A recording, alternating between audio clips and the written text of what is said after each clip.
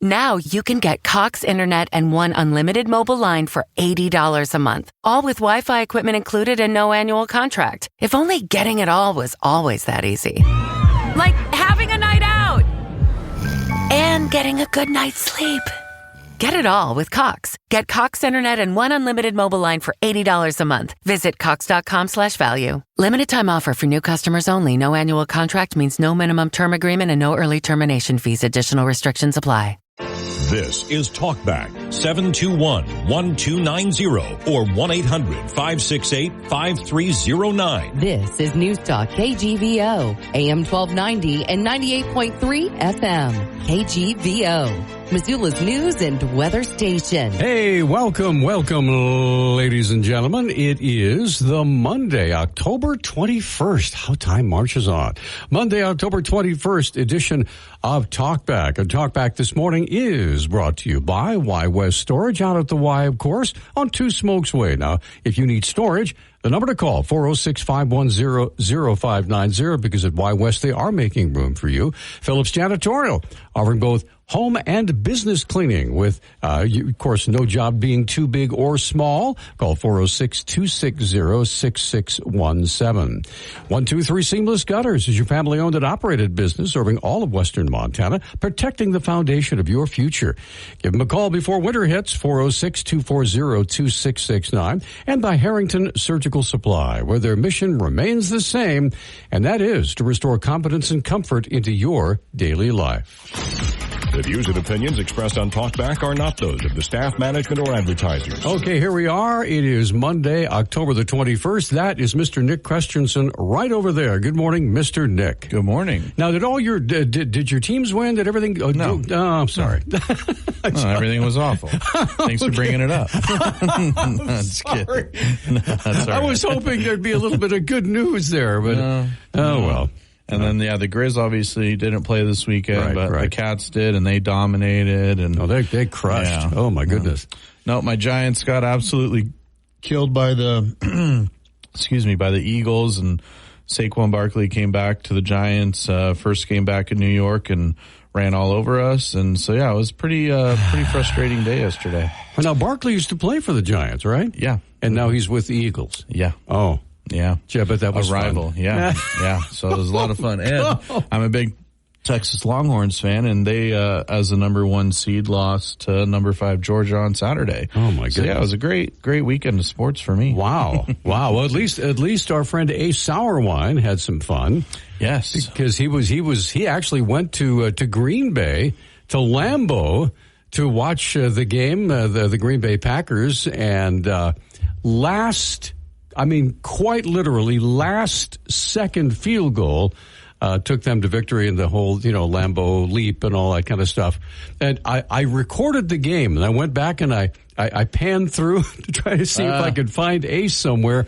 But it was their whiteout game, right? Yes, everyone was wearing white. And so it was difficult to distinguish one person from another. And so I was going to try to wave and say, "Hey, Ace, what's happening?" But anyway. Well, and it was that kicker for Green Bay's first game as a Packer, and they were down 1 when he kicked the field goal. So if he missed it, they would have lost. Right. But if he made it, obviously they won. So it was a lot riding on that kick, and good for Ace. So that was fun. Because when I went to Seattle, was that now 2-3 weeks ago? Oh, yes. The Giants beat the Seahawks. I got to enjoy that. So that was fun. And Ace got to see the Packers win. So, yeah. I have that photo that you sent, the selfie with you and your dad. And shall we say Cheshire Cat grins. And there's nothing like winning on somebody's, somebody else's home field to make you feel better. And of course, you walked out amidst a sea of Seahawk blue and green. Mm-hmm. And I'm sure that you were,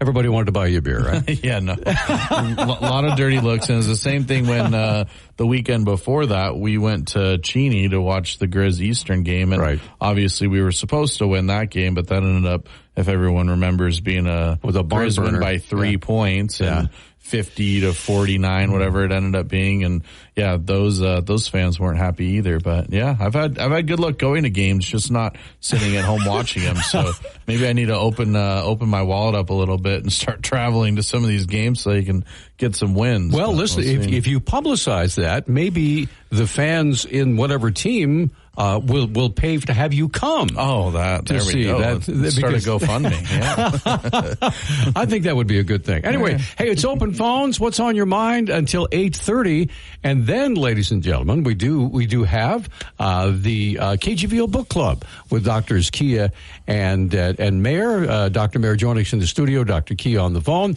and the morning after the revolution. And it is going to be a great discussion, and we hope to have you be a part of it. We're going to come right back with Talkback. 721-1290 is our number. It's open phones, and we'll be right back after this quick timeout. Call 123 Seamless. Now you can get Cox Internet and one unlimited mobile line for $80 a month, all with Wi-Fi equipment included and no annual contract. If only getting it all was always that easy. Like having a night out and getting a good night's sleep. Get it all with Cox. Get Cox Internet and one unlimited mobile line for $80 a month. Visit cox.com/value. Limited time offer for new customers only. No annual contract means no minimum term agreement and no early termination fees. Additional restrictions apply. Dennis Bragg with your Town Square weather. Rain mainly afternoon today with highs around 60 degrees. The chance of precipitation at 90% with more rain likely into Monday night. And there could be a few snow showers above 6,000 feet as overnight lows drop to around freezing. Clearing by Tuesday morning, though, with a nice stretch of weather for much of the week with sun and some patchy morning fog. Daytime highs in the 50s, perhaps popping into the 60s on Tuesday and Wednesday. Overnight lows remain cold with a hard freeze possible again on Wednesday morning. Hey, it is open phones, ladies and gentlemen. Good to have you along this morning until 8:30, and then it's time for the KGVO Book Club, which has become amazingly popular, by the way. It's been, how long have we been doing that now, Nick? I believe Michael said it's been over 2 years now, Wow. which is shocking. Wow. Yeah, Time flies when you're having fun. Believe that. Or as I like to say when I look in the mirror, time flies when you're getting old. All right, let's get right to the phones. Open phones open right now with Mr. Wingnut. Mr. Nut, you are up first. What's on your mind? Well, good morning. I'd like to start off the week with a couple of adages. One is the proof is in the pudding. And number two is if it looks like a duck, walks like a duck, quacks like a duck, it's probably a duck. Probably a duck, yes, sir. This is in regards to our upcoming elections and CI 126 and 127. Okay. And again, I will reiterate, is if you take a look at the map at the states who have implemented as either completely or partially the ranked choice type of voting, and you will see what states they are, and really consider that when you choose to vote for that. Secondly, is in regards to I don't know his name, so I'll call him Mr. Slick. They're from down here who ran the papers, running for the Secretary of State, who was on last week, and his name was Jesse James Mullen. Okay, thanks. But Jeff brought up the point that during the last election with Mehrdad and Ryan Zinke and I believe Turnell running, that it could have ended up throwing the race to Turnell. And Mr. Mullen made the comment that, well, that can't happen because of CI 127, that it takes 51% of the vote. And he is incorrect in saying that.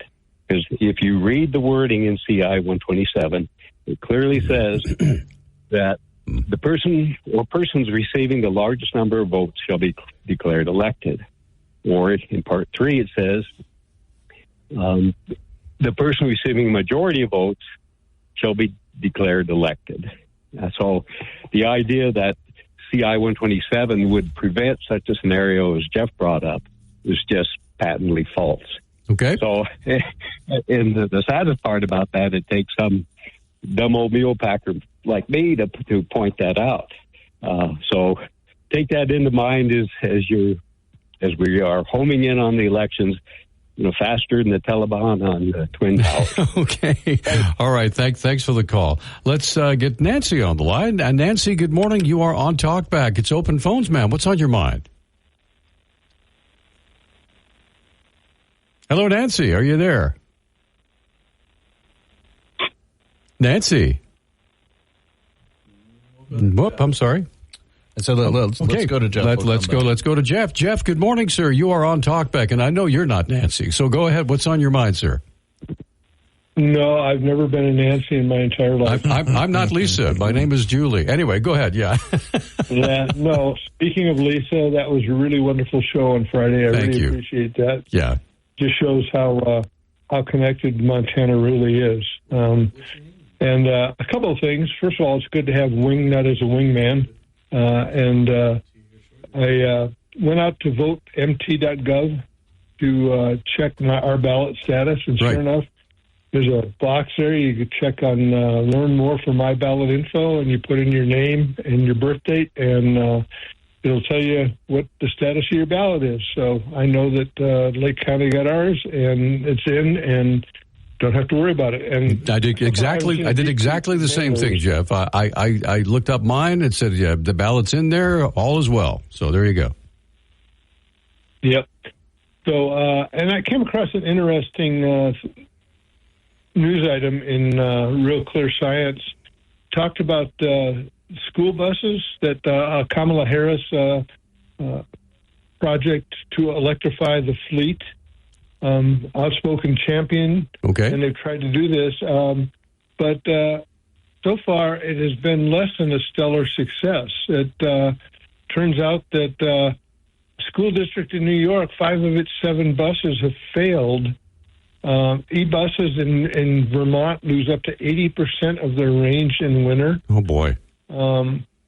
Montgomery County Schools found a lot of mechanical failures. Now they're spending $14 million to acquire diesel buses. There's all sorts of issues out there with the company. What is it? It's I can't remember the name of the company. Oh, Proterra is the company that makes the batteries. Right. Went bankrupt, and the buses are malfunctioning. Oh boy.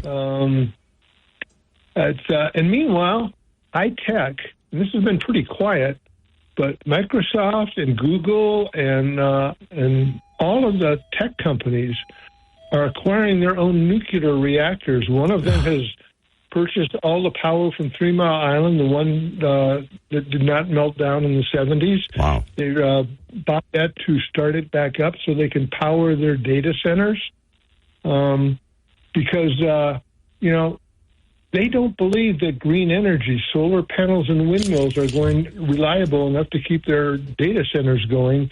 And with the demand for AI, they can't afford to have that go down for a second. So, well, I have the solution for that, and that is if there's going to be a lot of people working in that office, they should each have a stationary bicycle. And then they can just keep rolling and pumping out the energy while they're saving the planet. That's not exactly the Matrix, but it's probably a pretty close corollary. Anyway, of course, they won't get anywhere because the buses aren't rolling. But anyway, you know what I mean. It's rather ironic. Yeah, but yeah, I mean, 10 years ago, all of the tech companies were touting how much they rely 100% on renewable energy, and now their renewable energy is moving more and more strictly to nuclear because that's what's reliable. Note to people out there, nuclear is reliable. Yes, it is. It always has been, and if it wasn't for, the wonderful movie about 3 Mile Island that Jane Fonda did, we might have more nuclear reactors in this country. Yeah, and when that failure occurred, all the systems kicked in, fail-safe systems kicked in just as they were supposed to. So nobody, as far as anybody can tell, not one person has ever been affected adversely from that. A lot of folks don't realize that just burning coal, burning coal or natural gas releases radioactivity just from the minerals in the earth into the air. And so if you look at strictly the amount of radioactivity emitted, it's something like 1,600 times as much from coal and natural gas as there is from a nuclear plant. So, we have this irrational fear of nuclear, but most people don't stop to think that all of our energy comes from that big nuclear reactor in the sky. And I'm sorry if I'm pronouncing it wrong for you, Peter. Well, what, you mean nuclear? Nuclear, yeah. Okay. I go back and forth. I'm not a purist like you. No problem. It's all right. I have learned to calm down when somebody does. That's no big deal. Give a bit of grace. You got it, man. Hey, Jeff. Thanks for the call. We appreciate it. We're going to come right back. Denise is waiting. We'll get her call on, and it is open phones for another 8 minutes or so. And Dr. Michael Mayer is already in the house, getting ready for the KGVO book club. Dr. Mehrdad Keel will be joining us on the phone as well, and so we will start revolutionizing, if you will, when we start that at about 8:30. We'll be right back after this. Need talk? Now you can get Cox Internet and one unlimited mobile line for $80 a month, all with Wi-Fi equipment included and no annual contract. If only getting it all was always that easy. Like having a night out and getting a good night's sleep. Get it all with Cox. Get Cox Internet and one unlimited mobile line for $80 a month. Visit cox.com/value. Limited time offer for new customers only. No annual contract means no minimum term agreement and no early termination fees. Additional restrictions apply. Hey, welcome back to Talk Back, everybody. It is open phones, another 5 minutes or so before we get started with the KGVO Book Club. And I'm Peter Christian and Mr. Nick Christensen over there taking your phone calls. Denise has been holding. Hey, Denise, good morning. What's on your mind, ma'am? Good morning. I wanted to thank you, gentlemen, and Lisa and the good doctor for the program on Friday, I believe it was. It was definitely more than worth the time to listen. I have family that those subjects were always verboten. We did not speak of leaving the other side of the pond to come over here in freedom. So that was much appreciated, and I wanted you guys to know that. And I hope Nancy calls in because I always enjoy her conversation. You guys have a great day. All right. Thank you for the call, Matt. Appreciate it. 721-1290 is our number, 1-800-568-5309. It is open phones. So if there's something going on in your life, the Grizzlies didn't play this weekend. The Bobcats, though, were very successful. They are now the third-ranked team in the country, right behind South Dakota State and North Dakota State. I did have a chance to watch that game. Is South Dakota still 2 after losing? I don't know. I do not know. All I know is that North Dakota State. Well, let's put it this way: it's one of the most difficult places to win for an opponent to win in Fargo because it's like Washington Grizzly Stadium. It's very loud, and But South Dakota State came up just short. North Dakota State kicked a last-minute field goal and won the game, and so I'm not sure what didn't they get a touchdown at the very end?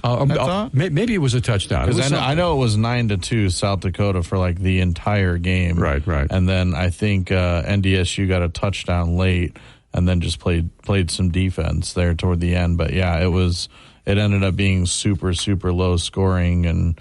Yeah, and a really good game for sure. Yeah, a defensive battle is not exactly my cup of tea, but what the heck. Anyway, so what's on your mind out there, ladies and gentlemen? We are going to be jumping right in with the book called The Morning After the Revolution by Nellie Bowles. And, of course, Dr. Michael Mayer already here in the studio this morning. And did you bring your book? Yeah, absolutely. All right, let me take a look here. All right. Dispatches from the Wrong Side of History. I can't wait to hear about it. Yeah, she's an interesting figure, no doubt about it. But controversial in some ways, but very interesting figure. Cool. All right. And I say we take our break now. We don't have a call. And let's do it. We'll get Mehrdad during the break and be ready to go. Absolutely. Let's do that. And so we're going to come right back with The Morning After the Revolution KGVO Book Club, which is now in its third year. See, I was wondering. Gracious. I said, I know we've done it for 2 years, so we're going 3. Yeah, that's what we said earlier. And luckily, none of us have aged a day since then. So we're going to come right back. 721-1290 is our number, and we will get started with The Morning After the Revolution, the KGVO Book Club, when we return right after this. Well. Now you can get Cox Internet and one unlimited mobile line for $80 a month, all with Wi-Fi equipment included and no annual contract. If only getting it all was always that easy. Like having a night out and getting a good night's sleep. Get it all with Cox. Get Cox Internet and one unlimited mobile line for $80 a month. Visit cox.com/value. Limited time offer for new customers only. No annual contract means no minimum term agreement and no early termination fees. Additional restrictions apply. Dennis Bragg with your Town Square weather. Rain mainly afternoon today with highs around 60 degrees. The chance of precipitation at 90% with more rain likely into Monday night. And there could be a few snow showers above 6,000 feet as overnight lows drop to around freezing. Clearing by Tuesday morning, though, with a nice stretch of weather for much of the week with sun and some patchy morning fog. Daytime highs in the 50s, perhaps popping into the 60s on Tuesday and Wednesday. Overnight lows remain cold with a hard freeze possible again on Wednesday morning. Okay, welcome back, everybody. We are exactly at 8:30, so why not start on time? That's great. It's good to be prompt. And, of course, Peter Christian here, Nick Christensen, taking your phone calls this morning. And on the phone with us, once again, is Dr. Mehrdad Kia, professor of history at the University of Montana, from his, by now, everybody knows he has a palatial office high above, situated high above the University of Montana, looking down on his kingdom. Anyway, and of course, joining us here in the studio, Dr. Michael Mayer, Professor Emeritus from the University of Montana, both from the Department of History. So, gentlemen, we have a great book. We're in our third year now with the KGVO Book Club, which is hard to believe, but you guys have made it a huge success. So, Michael, it's all yours. Okay, well, the book we have today is Morning After the Revolution, as you said. Briefly, Nellie Bowles is a former reporter for the New York Times. She was a tech reporter who was very much identified then and still with the progressive left. But as beginning in the summer of 2020, the progressive left moved farther and farther to the left and more toward intolerance. She found herself at odds at times with her colleagues, and especially her colleagues in the New York Times.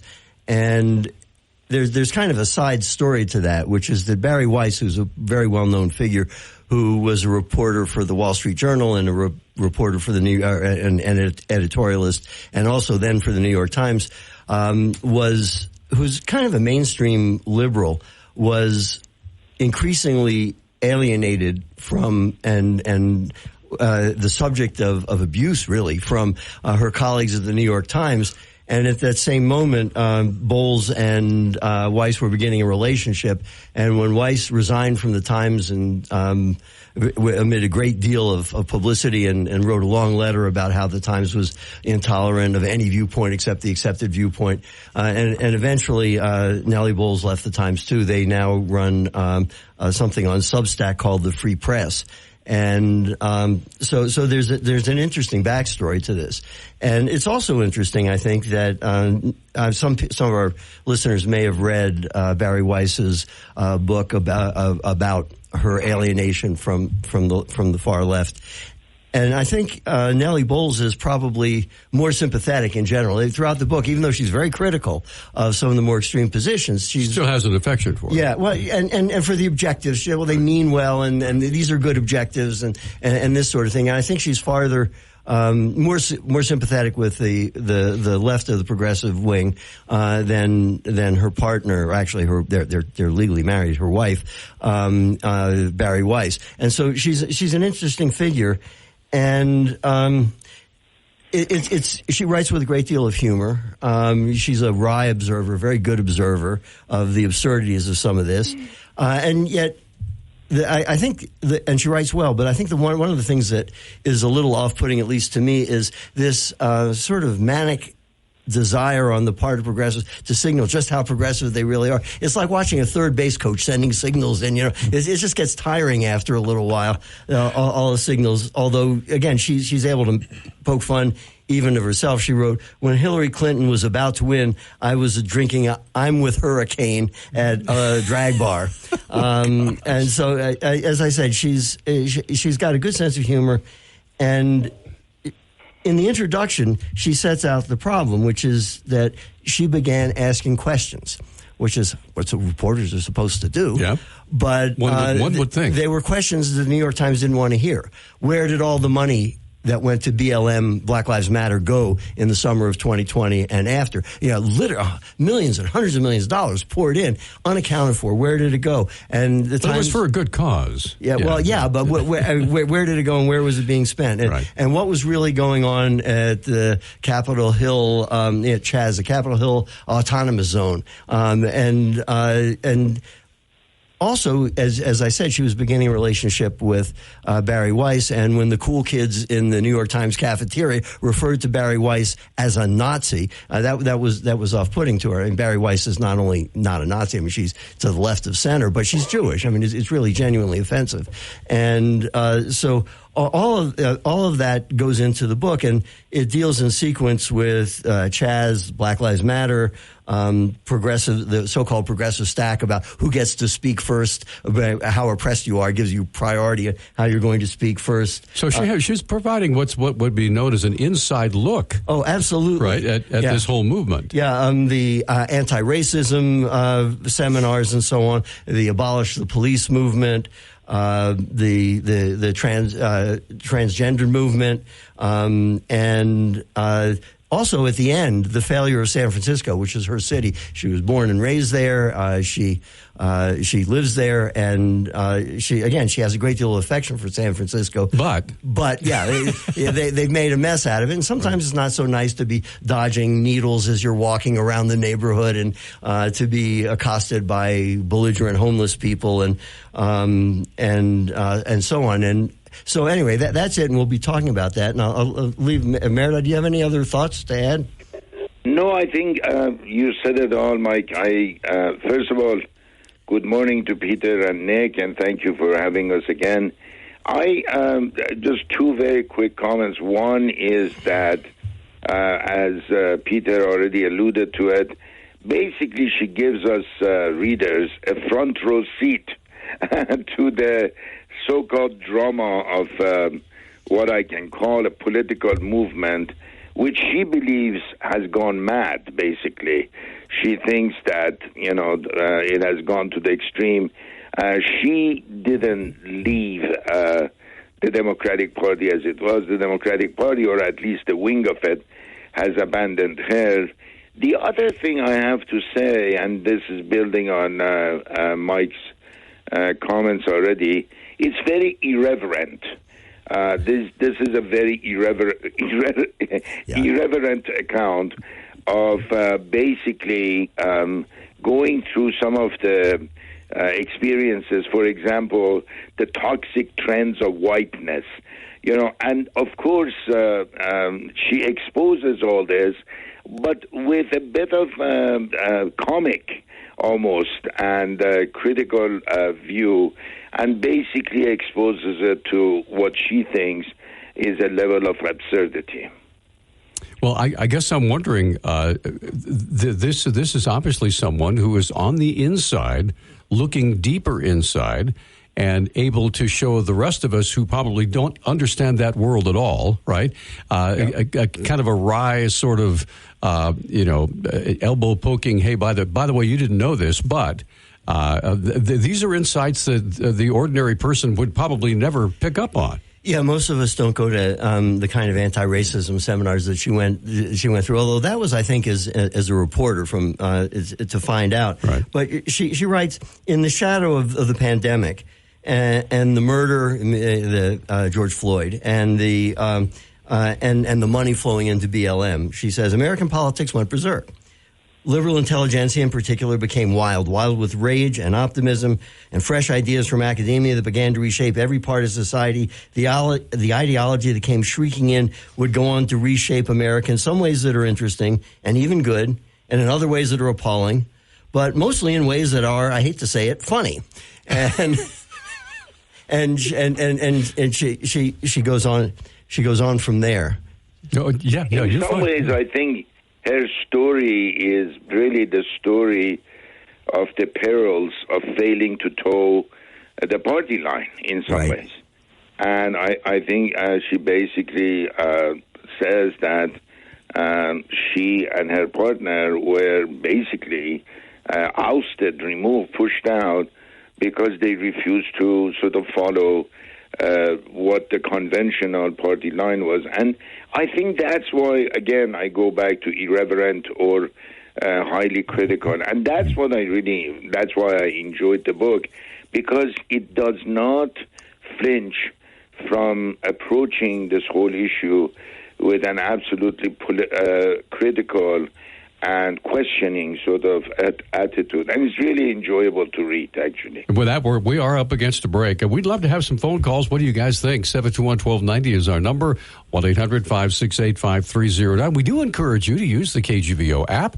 If you haven't downloaded that, please do so. Just go to the App Store, download the KGVO app, and you can message us. There's a messages button. So wherever you are, whatever you might be doing, if you hear something on Talkback you want to comment on, just type that in. Send it. Nick will get it on the air for you. That's how simple it is to use the KGVO app. We're coming right back after this.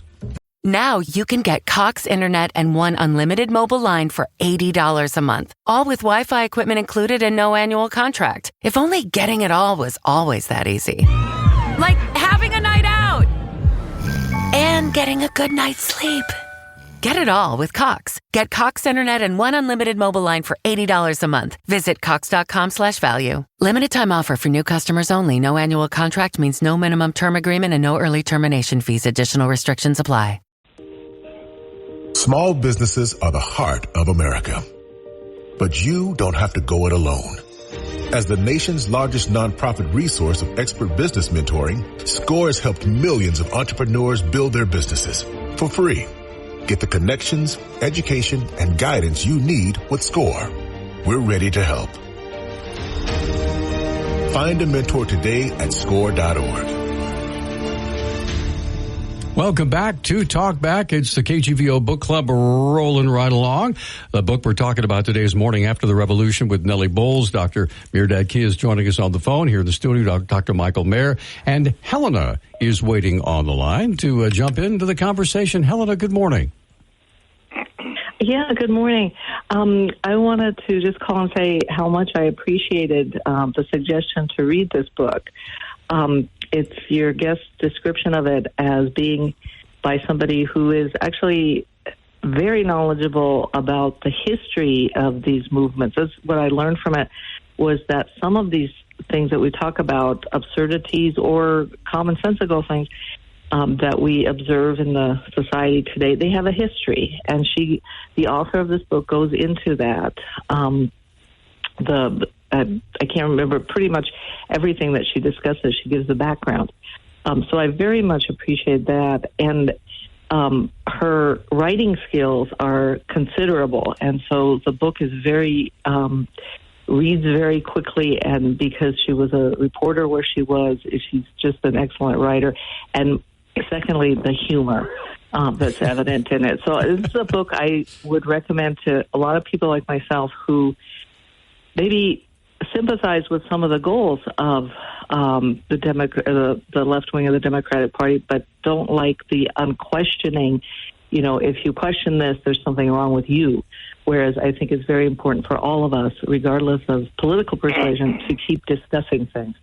So just wanted to recommend the book and thank your guests for having me read it.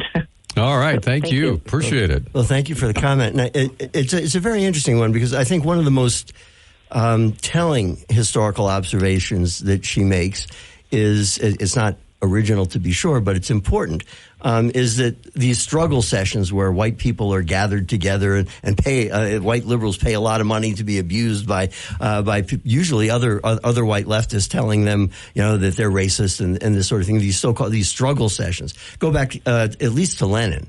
And that was part of the Bolshevik Revolution, was the education camps. Yeah, well, yeah, not sort camps, of. But yeah, well, the predecessors of that, though, they were there under Lenin. They became more extreme under Stalin, but reached an apex under Mao in China. The so-called struggle sessions where other people criticize you and tear you down, and you're emotionally broken down, and people are weeping and so on. And this is so Beverly, not Beverly. What's her name? Robin DiAngelo, who's the leading anti-racist educator, or was. and made a lot of money out of that, specialized in that sort of thing. But it's not new, it's not original, as I said. It goes back to the Cultural Revolution, goes back before that to Stalin, before that to Lenin. Yeah. Well, I will tell. I was just talking with Dr. Mayer here. I was bored on a Saturday afternoon. My wife was out of town, so I didn't have anything to do. I thought, I'll go see the conservative guy Matt Walsh. He did a little movie, a one-man movie called "Am I Racist?" And I thought it was going to rupture abdominal muscle. I was laughing so hard because it was exactly the way you described it. These people are so introspectively weird that that when they finally found out who he was, they were outraged that how dare he come in and try to poke fun at this movement that was going on in the United States. And he held classes, he held seminars. People paid money to go to them, and it was very funny. But it gave you a chance to look at from the outside, looking into what that movement, if you will, was about from one conservative person's perspective. So. Yeah, and I think the other thing that Helena raised that is really important is the need, no matter what your perspective, to ask questions, to question the other side, your own side. Think about things before you formulate things. And this is one of the things that this book is a stunning critique of modern journalism, particularly as it's practiced at the New York Times. But the New York Times is hardly alone. And she writes, the Black Lives Matter movement swept in, and as the movement grew, protests overtook the country, money came in fast, some of the hashtag resistance started to get strange. But our job, she means at the New York Times, was to ignore all that. Most of the new guard at the paper had come there for that revolution. They entered the building on a mission. They weren't there to tell dry news facts so much as to wield the pen for justice. And she goes on, when she got into trouble. I'd love to change the world. Right, yeah. Yeah, she said, I suspected my curiosity and my writing would eventually get me into trouble, though. And it did, especially when I talked to people in a few neighborhoods that abolished the police and found out that things weren't going as well as everybody thought they might. And she says the main group of in-house narrative enforcers at the New York Times were the disinformation experts. And they clocked me as a problem. And she talks about how she was discouraged to ask questions about some things, discouraged to pursue some stories, or take some perspectives.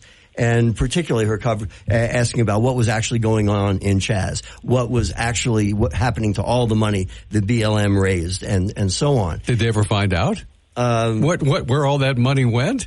Well, not necessarily, but there's some very interesting things about. I mean, we're talking hundreds of millions of dollars. And no taxes paid on any of it, and the tax code is apparently racist, and also it's stressful. It makes people anxious, and yes, it does. Well, welcome to the world of adulthood. Yeah. It's welcome to the world of nonprofits, and I think it's true that many of these people had absolutely no idea that there were any regulations about any of this stuff, and they didn't care either. Yeah. And we do have Steve waiting on the line, so let's get Steve's call on. Steve, good morning. You are on Talkback, sir. What's on your mind? Hey, good morning, Peter. Hey, just before I go on, I'd like to ask you, do you have more than a minute or two to visit with me here, or? Well, we have 2 minutes before a break, and those 2 minutes are yours. I'll try to be very respectful of that, sir. First of all, I'd like to congratulate you, Peter, for doing some, for you and Nick for bringing these folks on to talk about this book and doing this study. I've not yet read it, but I absolutely will. Secondly, it was a pleasure to hear Helena call in just now. What an articulate woman. I would really encourage her to call in more often. She does. The way she speaks is very deliberate, clear, concise. I wish I could live up to that. I'm sure I will not in my comment here, but excellent to hear some diversity, if you will, in the callers, and I'll include myself in that critique as well.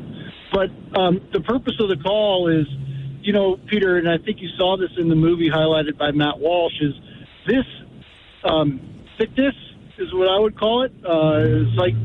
Psychological sickness is infecting every aspect of our communities, jobs, lives, children's education, etc. And I can tell you firsthand, I'm really concerned about it infecting Missoula, for example, where we have a number of folks and policies dedicated to equity and inclusion. You don't have to look any further than housing or other things like that, where there are specific policies being put in place right now to discriminate against a certain group of people, to right historical wrongs, or those that perceive historical wrongs, I should say. And, I worry about it at the state level. I've seen it at the state level and within that bureaucracy of unelected bureaucrats initiating programs around DEI, diversity, equity, inclusion. And then, in a public school setting, you're seeing this extensively in Missoula. I'm even seeing it at private schools right now around Missoula. And I can tell you from an employment standpoint, I used to work for the largest company on earth at a fairly senior level. And I can tell you that I firsthand had to attend some of these indoctrination seminars. I can tell you firsthand that I was asked to break the 1967 Civil Rights Act by hiring people with different tones of melanin in their skin and prioritize the hiring of those people at a very large scale.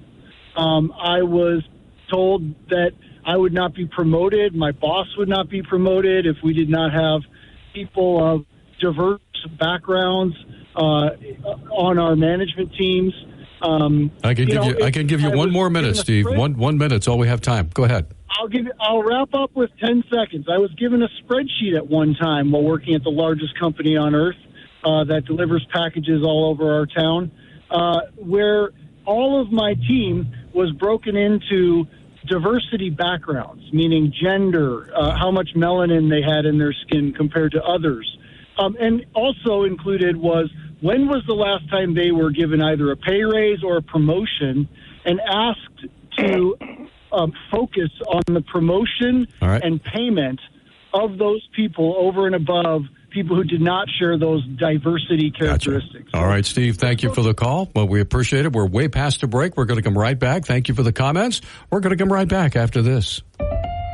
Now you can get Cox Internet and one unlimited mobile line for $80 a month, all with Wi-Fi equipment included and no annual contract. If only getting it all was always that easy.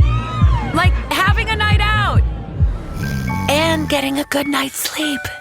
Get it all with Cox. Get Cox Internet and one unlimited mobile line for $80 a month. Visit cox.com/value. Limited time offer for new customers only. No annual contract means no minimum term agreement and no early termination fees. Additional restrictions apply. Hey, welcome back to Talkback. 721-1290 is our number. We went a little bit long in that last segment, so we have about 3.5 minutes here before we have to take our hard break. So we're talking about the book called The Morning After the Revolution by Nellie Bowles. Dr. Michael Mayer here in the studio, Dr. Mehrdad Kia on the phone. So, gentlemen, we got about 4 minutes before we have to take our hard break. Steve raised a couple of issues that are very much addressed in the book that are worth talking about. Patrice Cullors, who was a leader of the Black Lives Matter movement, a very prominent person, representative of that movement, bought a $1.5 million home in Topanga Canyon and 3 other homes. Wow. in the aftermath of all this. Hired family members for totals of hundreds of thousands of dollars. And again, to ask where this money went, as the New York Post did, got the New York Post blocked on Facebook. Seriously. And when Nellie Bowles asked about it, she was told, that by the enforcement apparatus, I guess if you want to call it that, at the New York Times, that she was on the wrong side of history, and basically she shouldn't pursue this. And I think these ideas, many of which I'm sorry to say came from academia, have spread into, as Steve said, corporate, government, sort of schools, all aspects of American life. So, Mehrdad, your thoughts?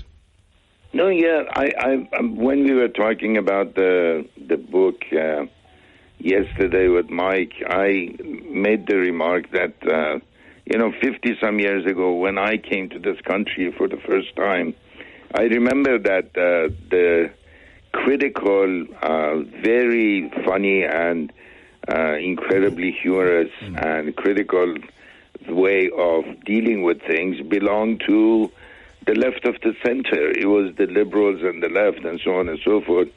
They stood for, freedom of speech, expression, and poking fun at the power structure, power establishment, and so on and so forth.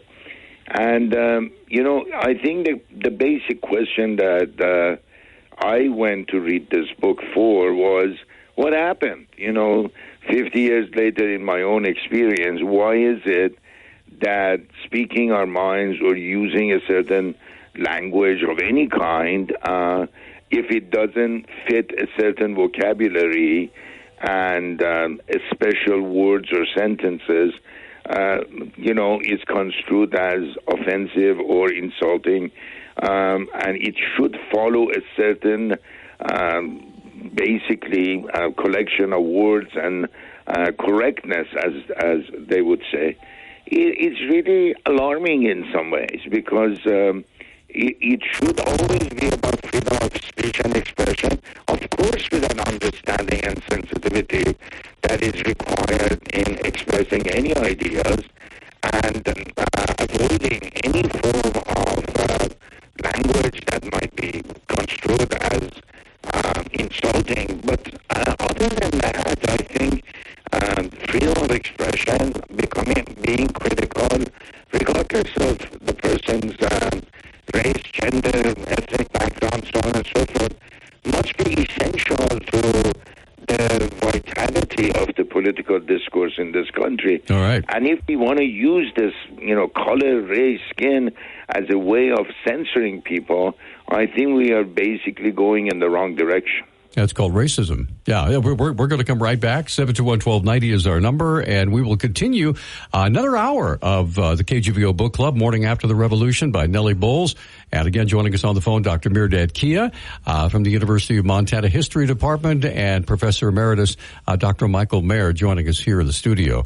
So let's fill up the phone lines while we are in the top of the hour break, and rock right along for another hour. We'll be back with more of the KGVO Book. This is Talkback, 721-1290 or 1-800-568-5309. This is Newstalk KGVO, AM 1290 and 98.3 FM.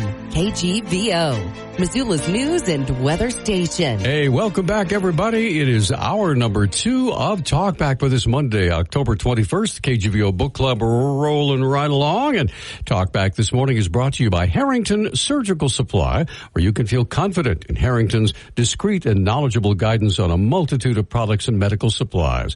Also brought to you by Phillips Janitorial. If you need your home and or your business cleaned, no job is too big or small for them. Phillips Janitorial, 406-260-6617. And if you just moved into Missoula, you're looking for storage, don't forget Y West Storage. They're making room for you out at the Y on Two Smokes Way. Call them today, 406-510-0590.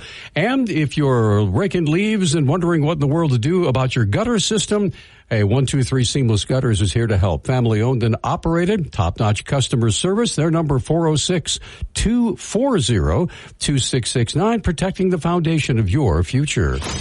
The views and opinions expressed on Talkback are not those of the staff, management, or advertisers. Hey, welcome back, everybody. We are back, and the KGVO Book Club is rolling right along. Nick Christensen over there waiting to take your phone calls and producing Talkback this morning.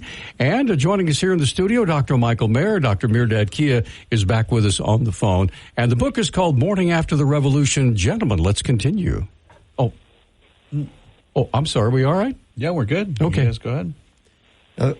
Okay, I was going to pick up with again these seminars or whatever you want to call them, right? These struggle sessions, as Mal would have called them, where Robin DiAngelo teaches that all white people are racist because racism is structural.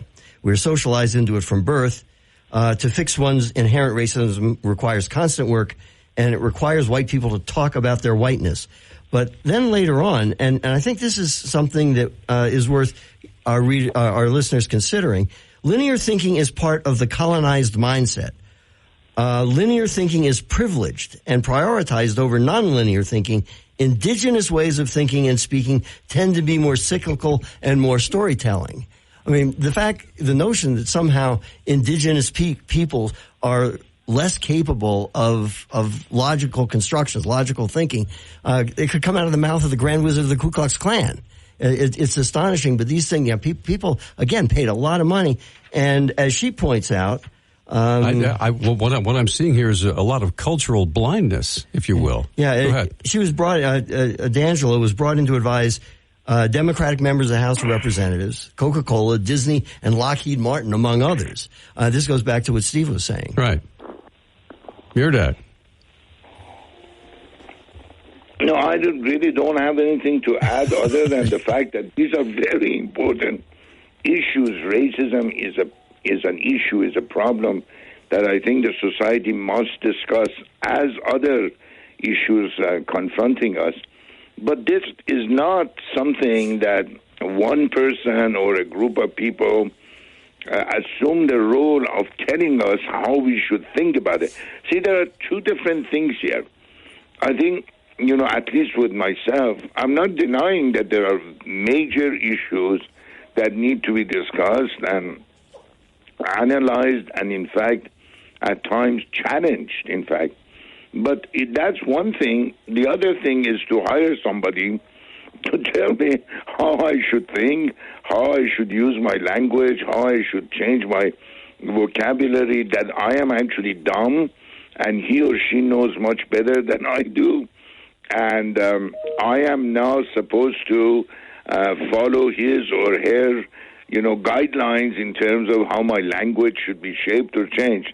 That's absurd. I mean, I'm sorry to say this, but that's something that would have happened in totalitarian societies like Soviet Union, like Mike mentioned Mao's China, but also in Germany and Italy of the fascist era.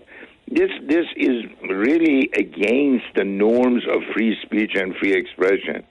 And I think the book is very much a healthy critique of this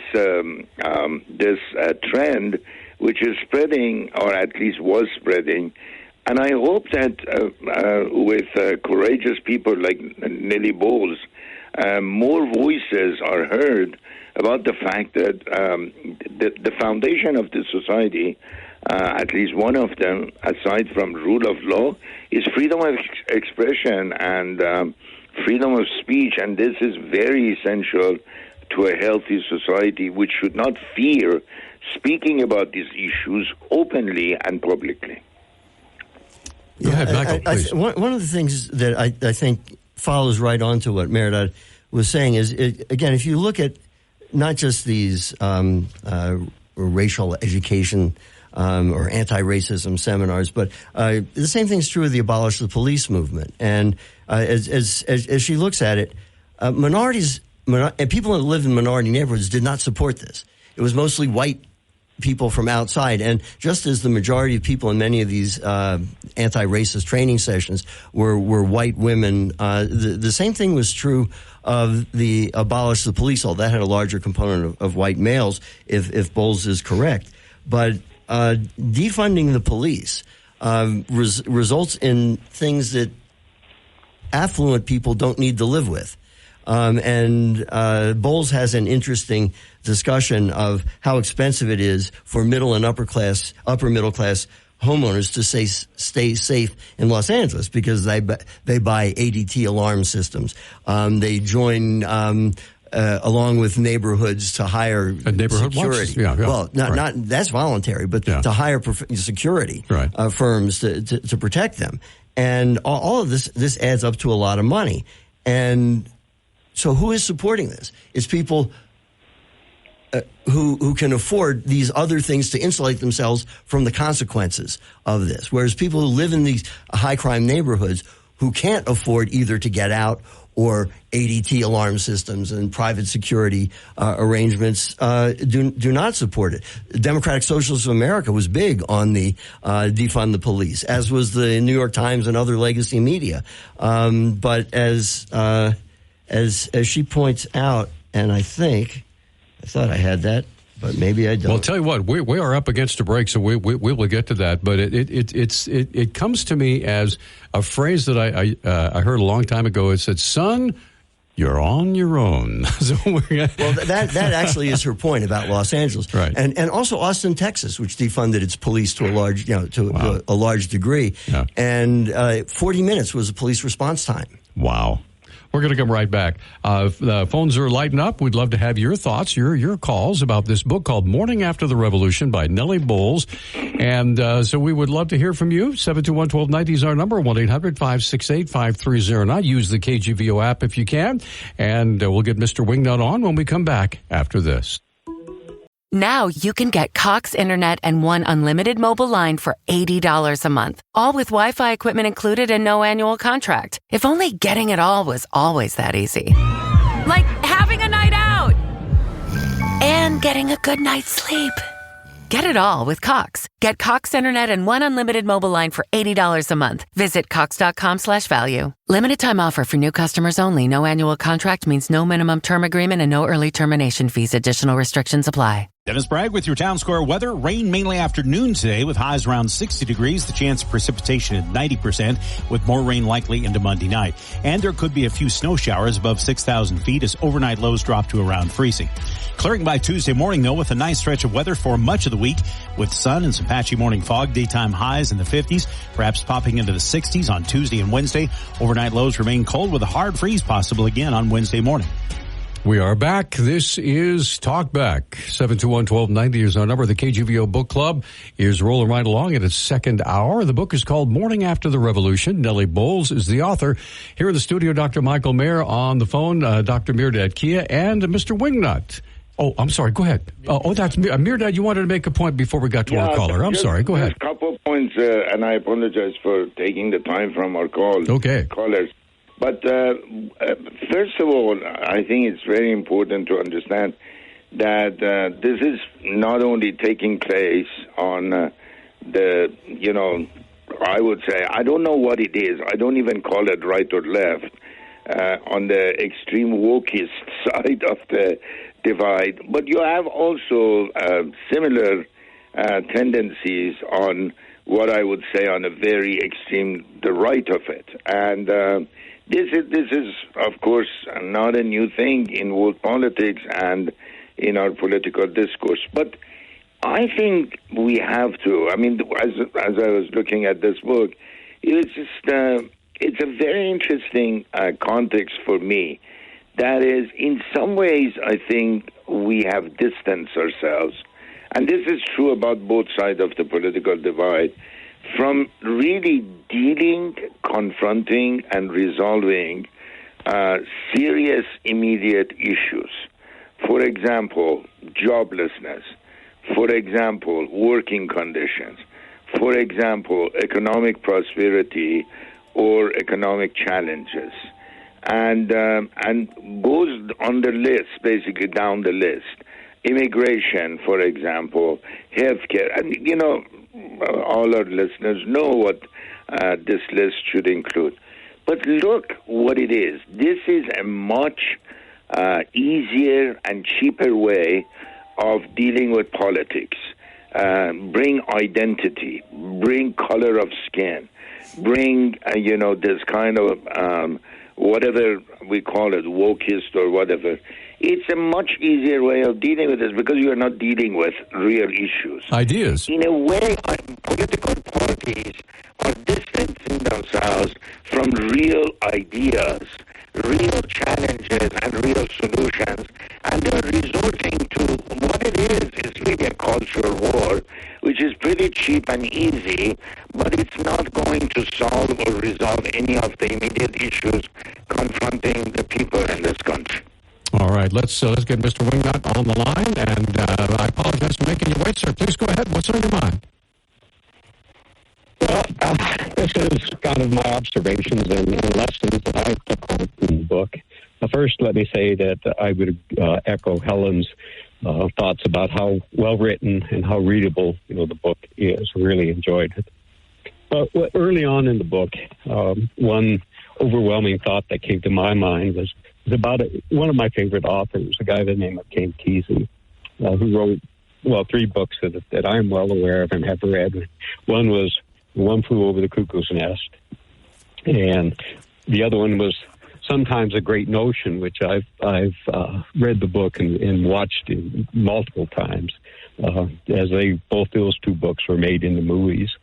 But the overwhelming thought was that this is kind of the electric Kool-Aid acid test, which was another book that Ken Kesey wrote of this generation. It's kind of a euphemistic travelogue of this current generation or Nellie's generation as they travel through the wokeism in our society. And so the lessons that I took away from the book could be kind of summed up in one of the famous philosopher kings, and he made the observation that people can build a house or their lives upon a rock or upon bedrock.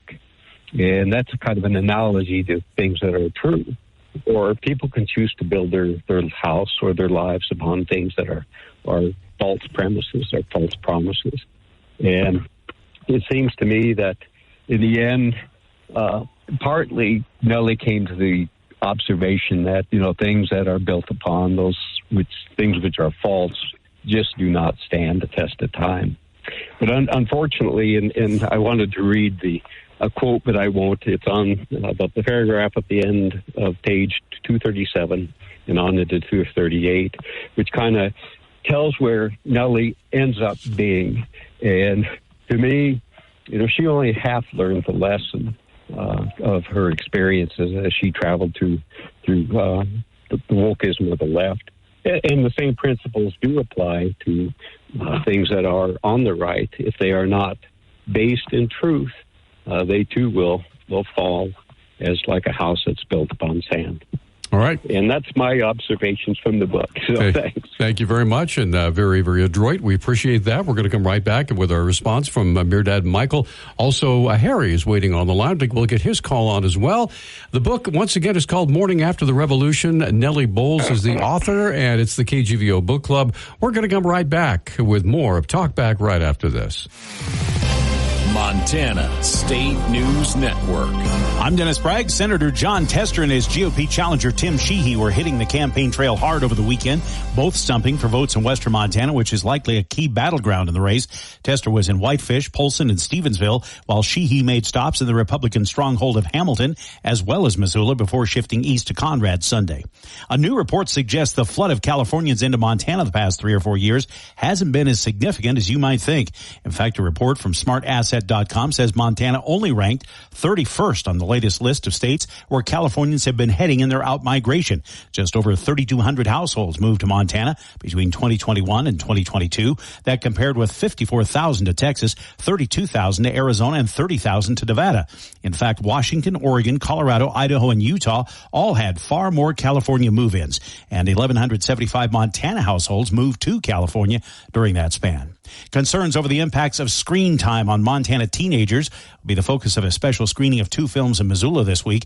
Missoula Public Health inviting parents to watch Screenagers Under the Influence and Screenagers Next Chapter Monday evening at Big Sky High School Auditorium. The agency says the films are grounded in the teens' current reality of being flooded with images on social media, movies, and TV about vaping, drugs, and alcohol. Governor Gianforte recently asked Montana school districts to ban cell phones in classrooms to eliminate distractions. And Montana Food Bank Network partnering with FWP again this year for Hunters Against Hunger. Under the campaign, hunters can donate a portion or all of their legally harvested big game animals, which are then processed free of charge. The meat is then distributed directly through the local food pantries to each community. Participating processors get reimbursed up to $3 a pound for the finished products. Full details can be found on our websites and at mfbn.org. This is the Montana State News Network. To protect his home and family from disaster, Steve used courage, wisdom, and his camera phone. That should do it. Way to go, Steve! By simply taking digital pictures of his family's important documents, Steve can always have them stored safely online, no matter when disaster strikes. Learn other simple ways to protect your home and family before a natural disaster at ready.gov. That's ready.gov. A message from FEMA and the Ad Council. Papa, why can't we telegraph while riding a horse? Son, there ain't no one to blame but Jeffro. He was riding old Betsy the Stallion, tip-tapping away at his telegraph, when blam, ran right into the side of the saloon. Well, if Jeffro can't do it, neither should you. Don't text and drive. Visit StopTextStopWrecks.org. A message brought to you by the National Highway Traffic Safety Administration, Project Yellow Light, and the Ad Council. We are back on Talkback. 721-1290 is our number. You can also reach us 1-800-568-5309 or the KGVO app if you want to use that. So, gentlemen, any comments before we start taking more callers? So, Michael, go ahead, Mike. A couple of things. One is that Mehrdad raised a really important point before the break about sort of symbolism and in some ways the lack of seriousness, virtue signaling, doing something that costs nothing and is cheap, like land acknowledgments. We must acknowledge that we're on the land. Well, you must, really. But beyond, they don't have no intention of giving it back. It's a sort of a cheap and easy way of expiating guilt. And I think it's an important point.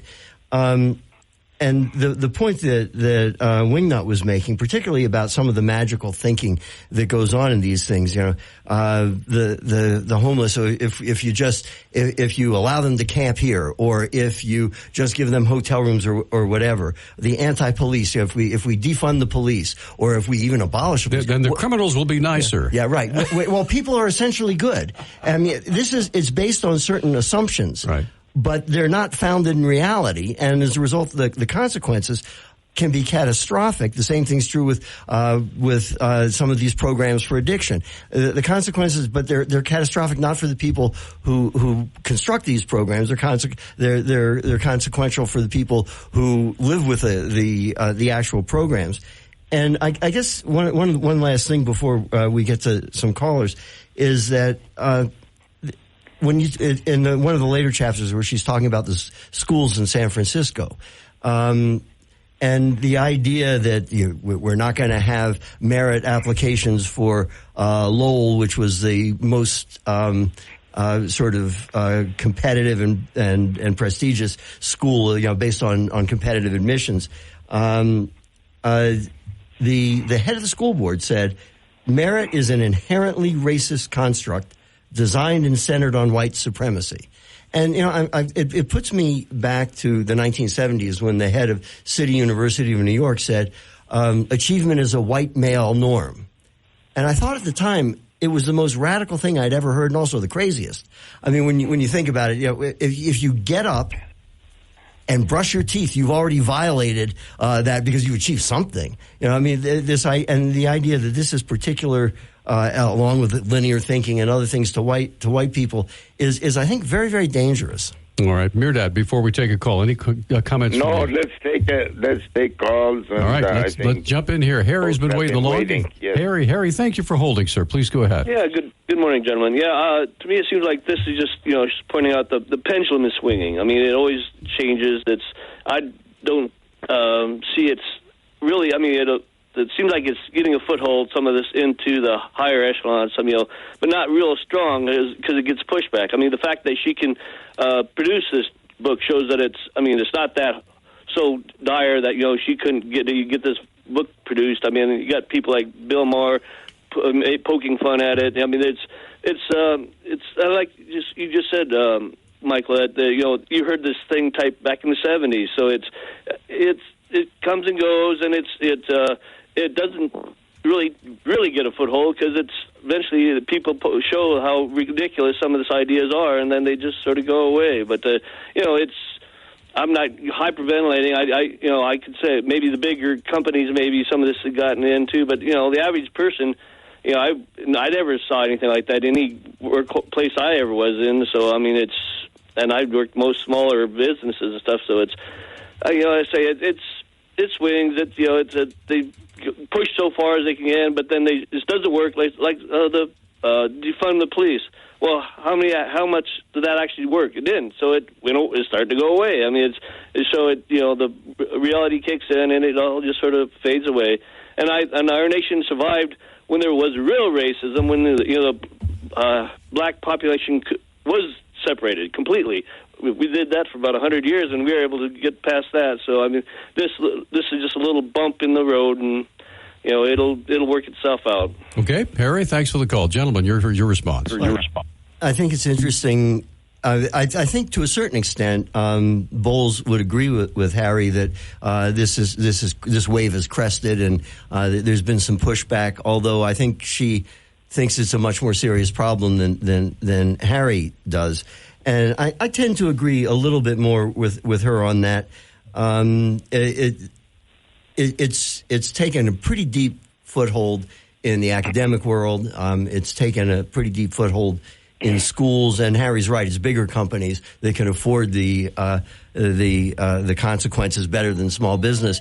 But one of the more interesting things is the Bud Light. And that has real world consequences. Remember, we talked about that when we did Bainbridge's book on shareholder capitalism versus stakeholder capitalism.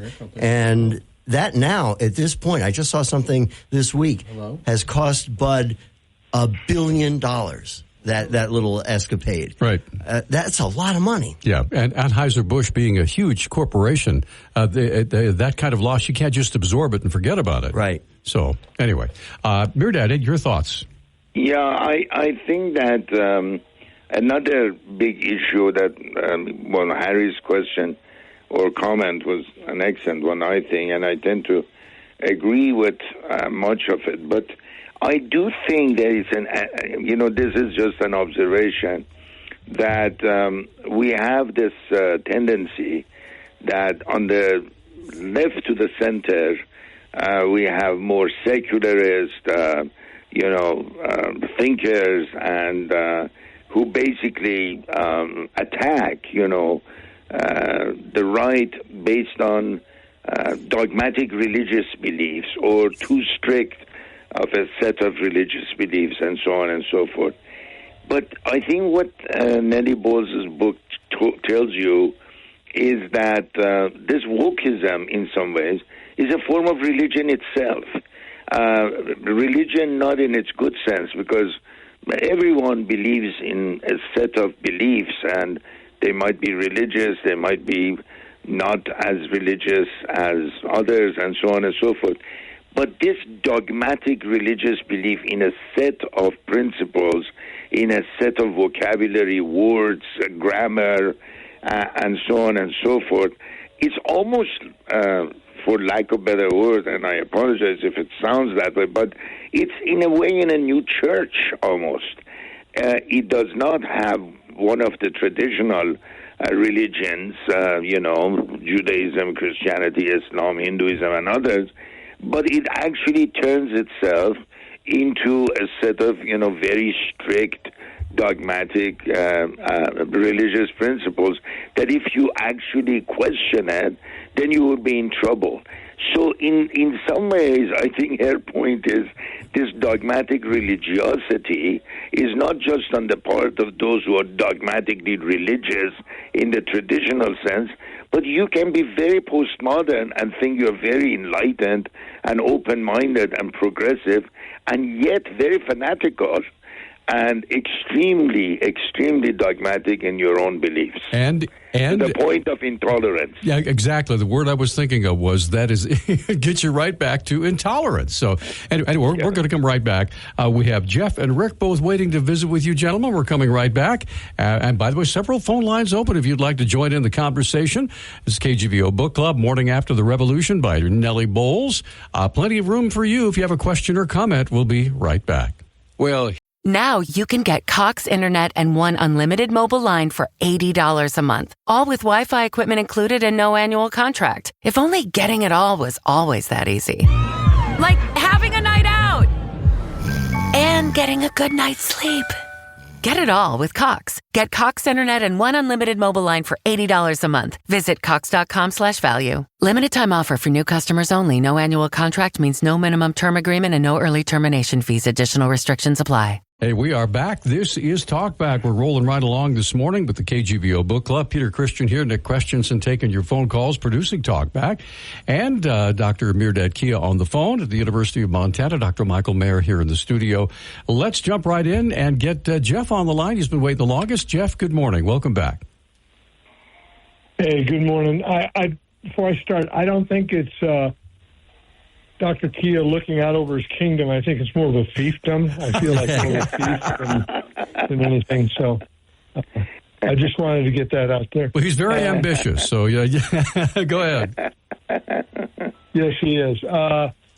It's interesting. You can tell a lot by who your enemies are. And I believe it was Ronald Reagan that was overheard in New York after he got elected that somebody said, "I can't believe he got elected. I don't know a single person who voted for him."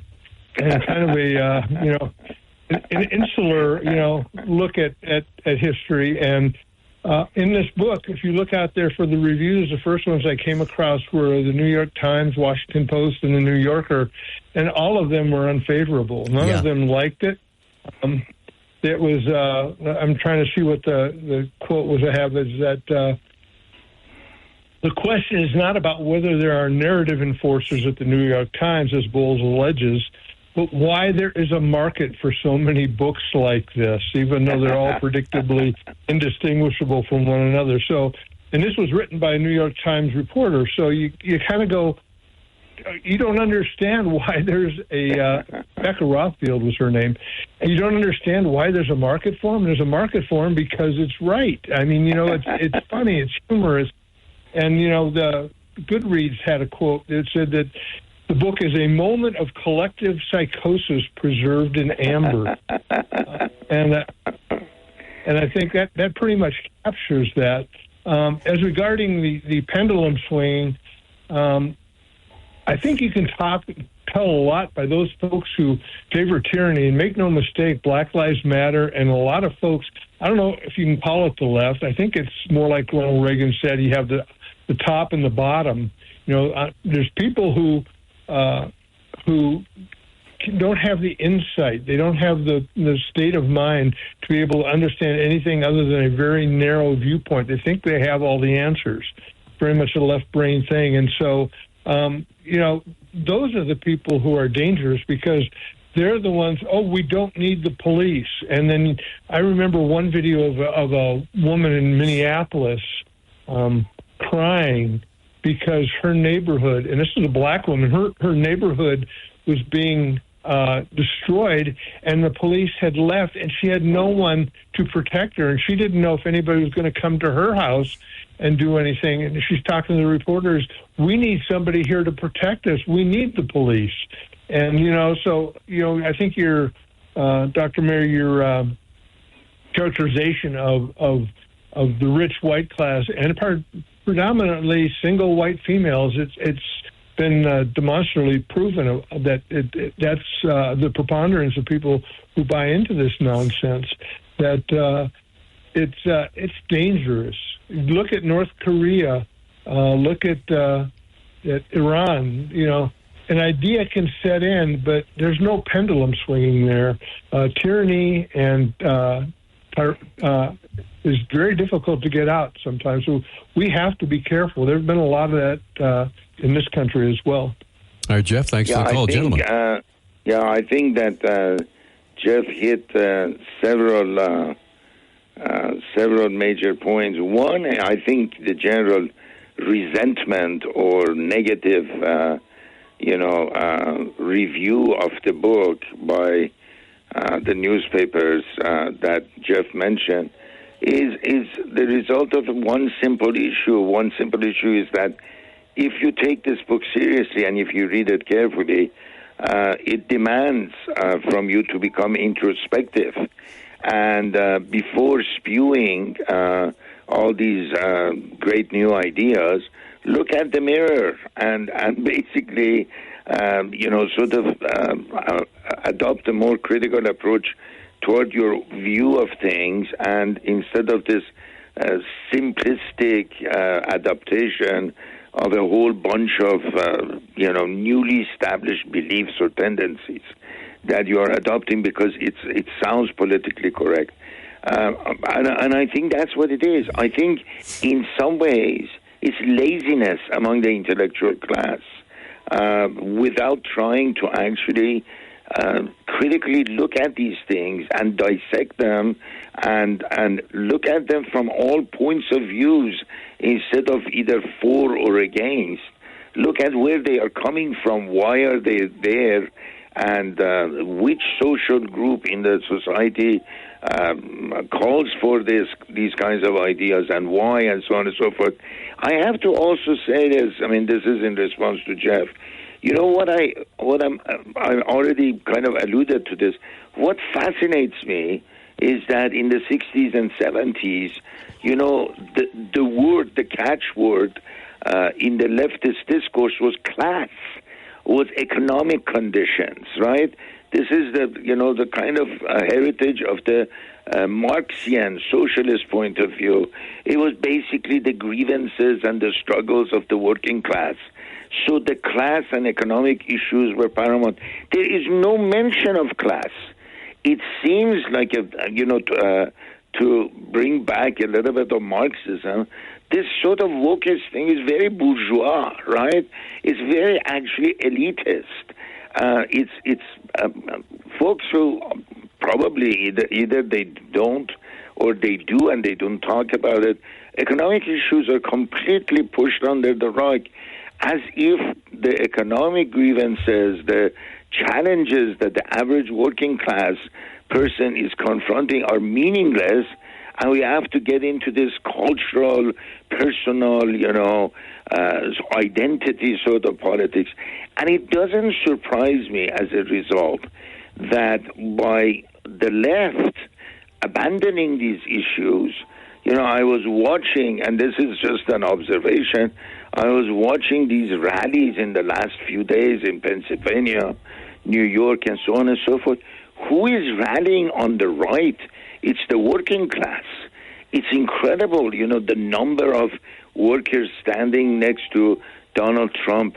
It has to worry the folks on the left that the trade unions, the very base of the Democratic Party, is now moving to the Republican Party. And this is really a wake-up call, I think. And this book, at least I see it in this fashion, that you are abandoning your own social base as you believed in it, and you are just adopting a very different base, maybe Hollywood and Silicon Valley and Wall Street, but not the working class. Hey, with that, we're up against a break. Rick is waiting very patiently to get his call. Several other phone lines are open, by the way. The book this is the KGVO Book Club, in case you just joined us, have never joined us for this before. The book is called Morning After the Revolution by Nellie Bowles, and we still have about 18 minutes, so if you have read the book and would like to comment, give us a call, 721-1290. We'll be right back after this.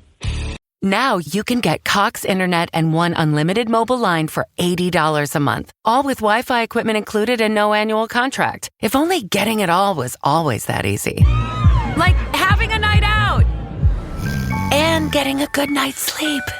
Get it all with Cox. Get Cox Internet and one unlimited mobile line for $80 a month. Visit cox.com/value. Limited time offer for new customers only. No annual contract means no minimum term agreement and no early termination fees. Additional restrictions apply. Welcome back to Talk Back, everybody. 721-1290 is our number. It's KGVO Book Club, and joining us here in the studio, Dr. Michael Mayer. On the phone, Dr. Mehrdad over at the University of Montana. And folks have been waiting for quite a while to get their comments on, so Rick has been waiting the longest. Rick, thank you for your patience, sir. What's on your mind? Thank you. Can I ask a question about DEI? Yeah, I guess. Sure, go ahead. Okay. Have there been any studies worldwide on DEI's effect on production in the workplace? That's my question, and my comment is I think DEI is more of a white-collar concept than a blue-collar concept. Blue-collar people make the world run in all actuality, and I have experience with the DEI, and all it ever did was make the more productive people have to produce at a higher rate for years if the DEI hires were ever able to catch up with the counterparts that were in the workplace. So I was just wondering what your comment on the white-collar concept of DEI, and if there's been any world studies on its production. And could you not hang up until I get answered? But so you can listen. Go ahead, Mehrdad and Michael. Yeah, there are a couple of points that are raised there, and they're very good points.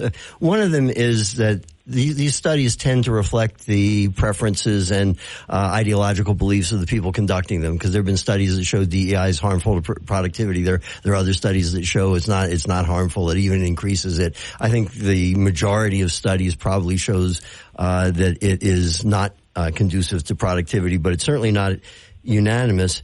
And I think that Rick is probably right that, in a sense, that it's something from the white collar class, but it's applied to blue collar workers. And this is something that you saw in the 1980s, and it's part of what Mehrdad was talking about, is the migration of working class voters away from the Democratic Party. If you worked on an oil rig in Louisiana and you worked on an oil rig your whole life, and your son does not get a job because of affirmative action, there's no other place to go there. And so either the kid has to move away or is unemployed. And the same thing was true as the steel industry contracted in southwestern Pennsylvania. Again, your father worked in a steel mill. You work in a steel mill. Your son can't get a job there unless he moves away. He's going to be unemployed, period. And if he loses that job to somebody for reasons of affirmative action, and I know in the old days it went to the children of people who are already working there. There's always some sort of preference, it seems, but that generated a lot of resentment, and it accounts for some of the migration that Mehrdad was talking about. It's also true, I think, that a lot of this is the difference between ideological perceptions and sort of pie in the sky kind of things and reality. And Nellie Bowles again talks about it. She says people can be bullied or gaslit into ignoring all kinds of things for a while, but eventually people's willingness to put up with the bad stuff cracks. Dogmatism buckles under pressure from reality. And I think several of our listeners, people who've called in, have raised that point, and I think it's a very good one. Mehrdad. No, I agree. I actually believe that a lot of people, their initial response is, okay, I'm going. Don't come after me or don't harass me. I'm going to do whatever is required to keep my job and use the right language and the right vocabulary and do this kind of. But eventually, this is United States of America. I mean, eventually, it's going to come out that people become not only bored but reactive to this kind of pressure, and eventually it's going to come out somewhere. And this is actually, Nellie Bowles is basically an indication that an educated person who is very thoughtful and critical, without abandoning her politics, becomes very, very much alienated from this kind of pressure at the place of work. And it's not just her, it's her partner as well. And it's a bit of a rebellion, basically, with a lot of humor, but against an imposition that they reject. And I think it's spreading now, this rejection. And I'm very happy about it, because this rejection shows that the society is healthy. And we are not North Korea, we are not Iran. We are going to stand up and speak about our right to be free-thinking, critical thinking individuals who can criticize anyone in whatever and whichever way we decide to, whether one is a Democrat or Republican or right or left. I reserve that right to think the way I want to and to express my thoughts the way I decide to. All right, with that, we're going to take a break. We're about a minute early, but Rick, thank you for your call. We have Mr. Wingnut still waiting on the line, and several other phone lines open. We're coming up to our last segment of the KGVO Book Club today, the morning after the revolution, with Nellie Bowles, the author, of course, Dr. Michael Mayer here in the studio, Dr. Mehrdad Kia on the phone, and we'd love to have your thoughts. We'll be right back after this 1 minute timeout. Now you can get Cox Internet and one unlimited mobile line for $80 a month, all with Wi-Fi equipment included and no annual contract. If only getting it all was always that easy. Like having a night out and getting a good night's sleep. Get it all with Cox. Get Cox Internet and one unlimited mobile line for $80 a month. Visit cox.com/value. Limited time offer for new customers only. No annual contract means no minimum term agreement and no early termination fees. Additional restrictions apply. Welcome back to Talk Back. 721-1290 is our number. We're getting ready to wrap things up. So, Michael, I know you wanted to make a couple of comments before we get to our callers. Mehrdad raised this issue, and so did Rick, and I think it's a really important one. The issue of language and the imposition of language on people, and that's a really powerful element of control. And you see that in George Orwell's 1984. And our regular listeners will recall that we did a discussion of Stansky's book on Orwell, and that's one of the wisest things I think we've done, because that Orwell, if not Stansky, becomes more and more relevant every day. And one of the things that Nellie Bowles points out is that both at the New York Times, and is based on a study out of Johns Hopkins, she refers to herself as a lesbian. But the cool kids at the New York Times wanted her to refer to herself as a non-man attracted to non-men, which, aside from being a mouthful, when you think about it, it's so preposterous, because the whole point of feminism in the 70s was not to make men the norm, and that's exactly what that does. But we just get more and more convoluted in the language. But control of language. It's like they're competing with themselves to try to come up with sillier ways to speak. Yeah, but control of language is control of people. Yeah. It's control of the ideas. It's control of the flow of information. And newspeak in Orwell's 1984 is exactly what we're talking about here. All right. Let's get Mr. Wingnut back on. Mr. Wingnut, go ahead. You've been waiting the longest. Go ahead. Okay, thank you. I think the idea that to pass this off as a pendulum swing really falls far short of the human tragedy that this has left in its wake, of kids who have been butchered and hormonally messed with in their lives, and just the human and the toll upon our youth, and time spent in education instead of time that could have been spent on good academic subjects being devoted to, let's say, just not so good educational subjects. So I think, if we don't grasp the toll that it has really taken on a number of societies, that we are really missing the point. And lastly, as far as language goes, it reminds me of the efforts by this current administration to push what has been called the Ministry of Truth. And, they really gave that an effort. But, that was a perfect example of people's desire to control the language and to control the society, if you will. Okay. And that's my second thought. Thank you for your call, gentlemen. Your response. Mehrdad. Go ahead, Mike, please. I think Wingnut said it very well. Particularly, again, the control of language. The reliance on government and other agencies to tell us how to speak controls really what we think and how we approach problems and how we consider things, and it is very, very dangerous. Okay, let's get Emmett on. Emmett, good morning. Your first call today. What's on your mind, sir? Oh, thanks for taking my call. Well, I must confess I got kind of confused about the title of the book, Morning After the Revolution. For some reason, I thought it was about the American Revolution and the morning after that. No, it's about the 60s revolution, not the American. okay, I love the idea of the book. I've got to get it. But I have a couple of observations. One, I've been warning about the tyranny of political correctness for years. Basically, you could have done my old show, The Awful Truth About Society, or some of these. This is fantastic. I've been warning about this. But another observation I'd like to make, maybe that hasn't been brought up, I'm not sure, but isn't it interesting how the 60s, and I love the hippies, I've told you that, they were anti-authoritarian, they were anti-the man and the establishment. They thought, we should think for ourselves, man. This isn't cool to have all these rules, man. They have taken over the institutions, and they love government. They love big government. They love control. They're the ones telling us what to do and how to live our lives.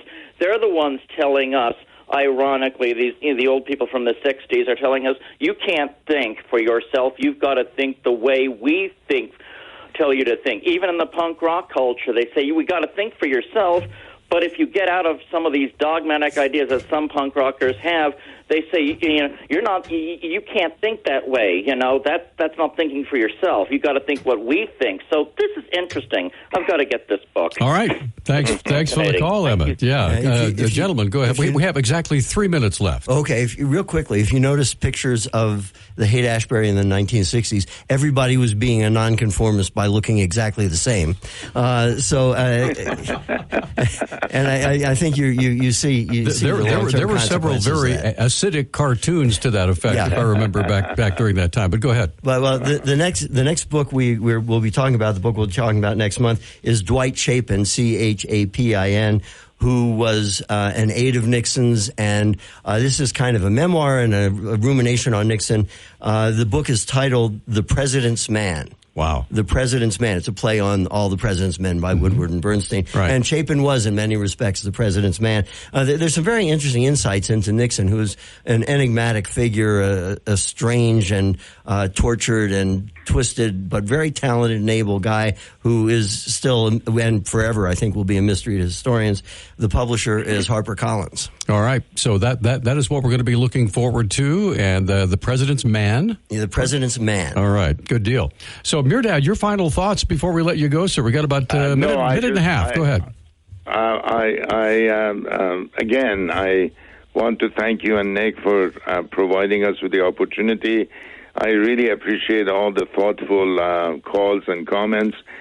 We are really blessed by an amazing sort of listenership, and I hope that the interest stays and that this book is that Mike mentioned just now. It is truly a great book, and I think it's a book worth discussing in very nice depth as far as the enigmatic character of President Nixon is concerned. Gentlemen, I want to say thank you both for being with us. We appreciate it. Thanks very much. It is always a pleasure. We're going to turn to Mr. Nick. And Nick, what is coming up on tomorrow's fabulous radio program, sir? From 8 to 9 tomorrow, we'll talk with Ryan Bussey. He's obviously running for governor on the Democrat side against Governor Gianforte. So he'll be on 8 to 9, and then 9 to 10, we'll kick back with Econ 101. They're back, and we're going to talk with Bryce Ward. He'll be talking about Medicaid expansion and the economic impact it has had, and what would happen if we allow it to sunset in the next legislative session. So, wow. All right. So lots of good stuff coming up tomorrow. Ryan Bussey, is he going to be here in the studio? Mm-hmm. All right. Good deal. So he'll be taking your phone calls as he always does. He's running for governor. I'm not sure exactly how tight the race is, but it's very competitive out there as we come into the last couple of weeks before the election. Actually, it's 2 weeks from tomorrow. So anyway, I want to say thank you to everybody for calling today. You guys always make it a great show. And again, a big thank you to our good doctors, Dr. Mehrdad Kia and Dr. Michael Mayer. Luckily, no one's sick today. So, and we can't write prescriptions. All right, get out there and enjoy this day. And we hope that you'll join us tomorrow morning, bright and early at 8 o'clock for another edition of Talk Back. Till then, have yourselves